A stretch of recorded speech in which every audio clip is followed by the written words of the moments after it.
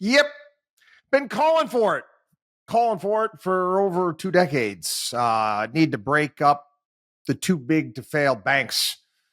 And they weren't always called too big to fail, but you know what I'm talking about right now. I'm going to share with you some of the bull excrement mission statements from some of these big investment firms. JP Morgan Chase, our integrity and reputation depend on our ability to do the right thing, even when it's not the easy thing.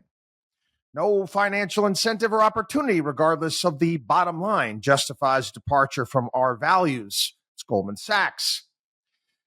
The talent and passion of our people are critical to our success. Together, we share a common set of values rooted in integrity and excellence.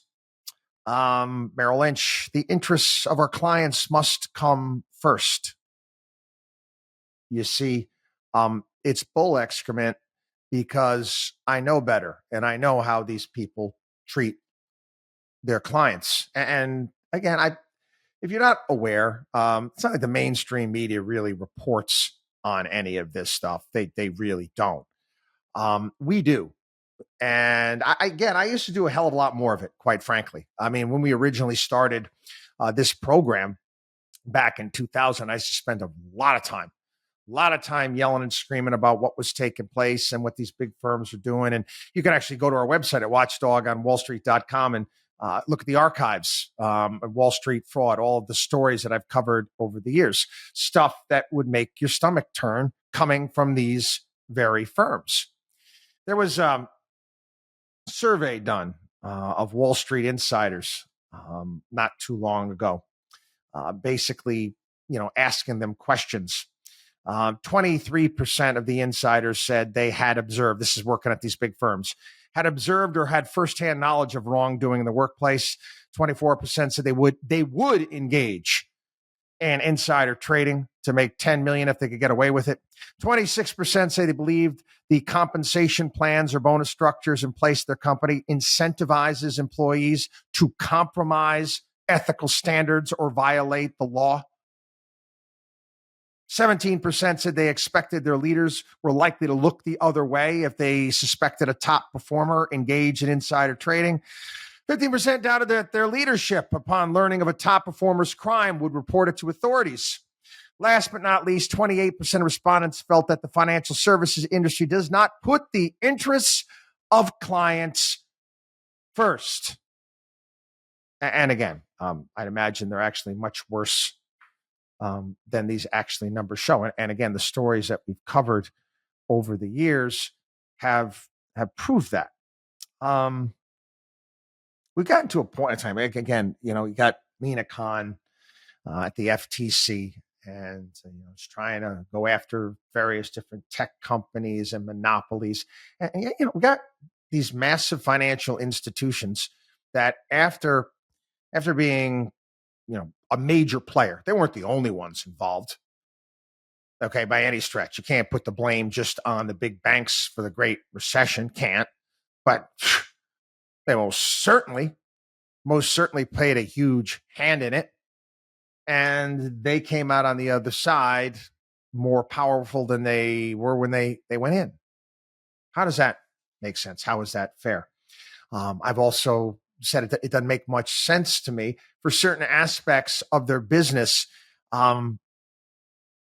to be, again, certain aspects of their business, let me phrase it a different way. Certain aspects of their business, if their true professions, need to be broken off. Maybe not, you want to break up the entire financial institution. How about the wealth managers? How about their so-called financial advisors? How about their analytics department? How about have that sold off separately? Not be a part of the grand scheme of things. You can't serve two masters. And the CEO of one of these companies has a fiduciary responsibility to their shareholders. Meaning what? They don't give a damn about their individual clients. It's the shareholders that they care about and the stock price that they care about. And again, I've witnessed this happen in real time again and again and again. And I've said this, I don't understand for the life of me why anybody would be working with one of these firms, having them manage their money. Fine, you got to have a checking account. Got to borrow money for a mortgage. I get all that. But you're just a number there. and they're trying to sell you their stuff. Anyway, in 1947, the U.S. government sued the top 17 investment banks for violating antitrust laws, collusion. The Justice Department and their suit alleged that the investment firms had created, and I quote, an integrated overall conspiracy and combination beginning in 1915 and in continuous operation thereafter, by which they developed a system to eliminate competition and monopolize the cream of the business of investment banking. This story written by William Cohen wrote about this. And the U.S. argued that the top Wall Street investment banks, including Morgan Stanley, which was the lead defendant, and Goldman Sachs, had crafted a type of cartel, which was able to set prices charged for their services, such as securities underwriting, mergers, and acquisitions. The firms colluded to essentially box out smaller banks. It was discovered that the big investment firms would strategically place their partners on their clients' boards of directors. By doing this, it placed their firms in a very favorable position to win when and where business was coming from and how to win it.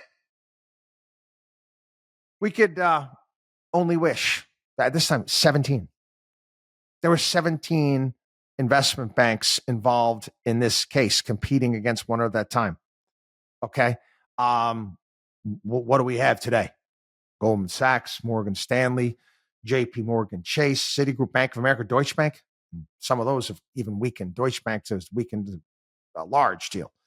Banks are much, in orders of magnitude, much more concentrated and powerful than they were back in 1947.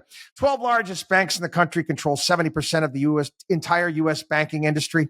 Size, concentration, revenue, and connections have placed these entities above all rules and laws. Again, I've cited this before. Again, it's why nobody gets in any trouble. They'll pay a fine. They'll pay a fine. The fines that are issued to these big firms are essentially parking tickets. Parking tickets like they would hand out to UPS or FedEx. It's part of a cost of doing business. There was a Senate hearing. Eric Holder, attorney general, stated, when banks are considered too big to fail, it's difficult to prosecute them. If we do bring a criminal charge, it will have a negative impact on the national economy. How is that fair? So that and essentially they're above the law, is what Eric Holder, the attorney general, was saying. And I can go on and on down the list by the fact that once you are too big to fail, you can borrow money at rates lower than everyone else. Anyway, okay. Again, part of Trump's 2016 platform was just this, what I'm talking about right now. Just this, okay, addressing the issue of too big to fail. I'd like to revisit that. WatchDog on WallStreet.com.